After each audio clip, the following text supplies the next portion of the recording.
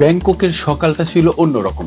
ঘড়ির কাঁটা যখন বাংলাদেশ সময় ঠিক সকাল 10টা ছুঁয়েছে, তখনই লেখা হয়ে গেছে ইতিহাস। দক্ষিণ এশিয়ার প্রথম নারী ফুটসাল চ্যাম্পিয়ন বাংলাদেশ। শেষ ম্যাচের বাঁশি বাজার আগেই বোঝা যাচ্ছিল আজ শুধু একটি ম্যাচ নয়, এটি একটি যুগের ঘোষণা। দক্ষিণ এশিয়ার ফুটবল ফেডারেশন প্রথম নারী ফুটসাল টুর্নামেন্ট অভিষেক আসরেই শিরোপা জিতেছে সাবিনা খাতুনের বাংলাদেশ।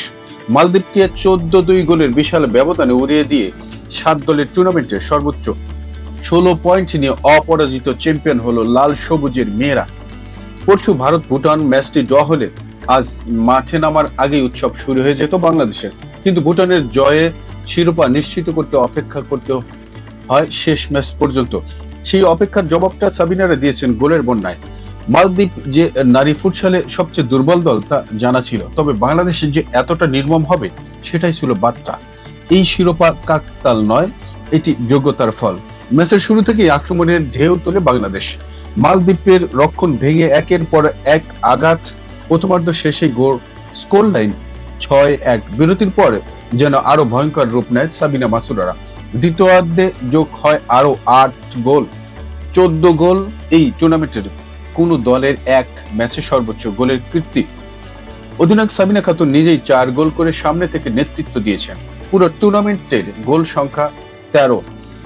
প্রতিটি ম্যাচেই ধারাভাষ্যকারদের কণ্ঠে ঘুরে ফিরে এসেছে একটাই নাম, সাবিনা।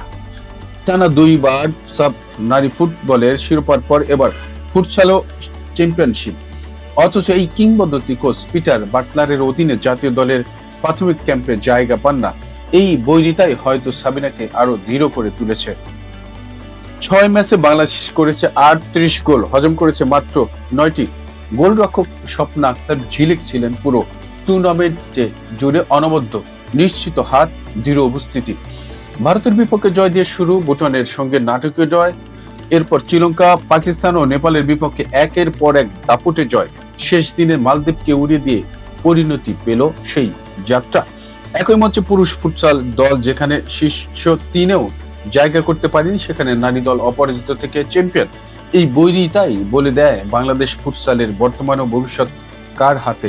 এই জয় শুধু একটি ট্রফি নয়, এটি আত্মবিশ্বাসের ঘোষণা, অবহেলার জবাবে দক্ষিণ এশিয়ার ফুটসাল মানচিত্রে বাংলাদেশের শক্ত অবস্থানের স্বাক্ষর।